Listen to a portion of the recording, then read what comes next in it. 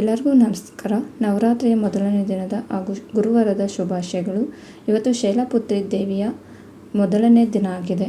Shailaputri ಅಮ್ಮನವ್ರಿಗೆ yellow colour ಸೀರೆ ಅಂದರೆ ತುಂಬಾ ಇಷ್ಟ. ಹಾಗೆ ಅಮ್ಮನವ್ರಿಗೆ ಯೆಲ್ಲೋ ಕಲರ್ ದಾಸವಾಳವನ್ನು ಇಟ್ಟು ಪೂಜೆಯನ್ನು ಮಾಡಿ, ಯೆಲ್ಲೋ ಕಲರ್ ದಾಸವಾಳ ಸಿಗಲಿಲ್ಲ ಅಂದರೆ ನೀವು ಚಾಮಂತಿಯನ್ನು ಇಟ್ಟು ಕೂಡ ಇವತ್ತು ಪೂಜೆಯನ್ನು ಮಾಡ್ಬೋದು. ಸಂಜೆ ಪೂಜೆಯನ್ನು ಇವತ್ತು ಮೊದಲನೇ ದಿನ ಸಂಜೆ ಪೂಜೆಯನ್ನು ಶುರು ಮಾಡಿ.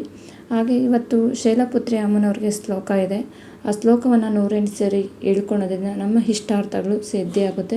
ಆ ಶ್ಲೋಕ ನಾನು ಸ್ಕ್ರೀನ್ ಮೇಲೆ ಹಾಕಿದ್ದೀನಿ. ಆ ಶ್ಲೋಕವನ್ನು ನೀವು 108 ಸರಿ ಹೇಳ್ಕೊಬೋದು. ಅಮ್ಮನವ್ರಿಗೆ ಬೂಂದಿಯನ್ನು ಇಟ್ಟು ಪೂಜೆಯನ್ನು ಮಾಡ್ಬೋದು. ಬೂಂದಿ ಮಾಡೋಕ್ಕಾಗಲಿಲ್ಲ ಅಂದವ್ರು ಕೇಸರಿಬಾತ್, ಯೆಲ್ಲೋ ಕಲರ್ ಕೇಸರಿಬಾತನ್ನು ಮಾಡಿ ಅಮ್ಮನವ್ರಿಗೆ ನೈವೇದ್ಯವನ್ನು ಮಾಡ್ಬೋದು.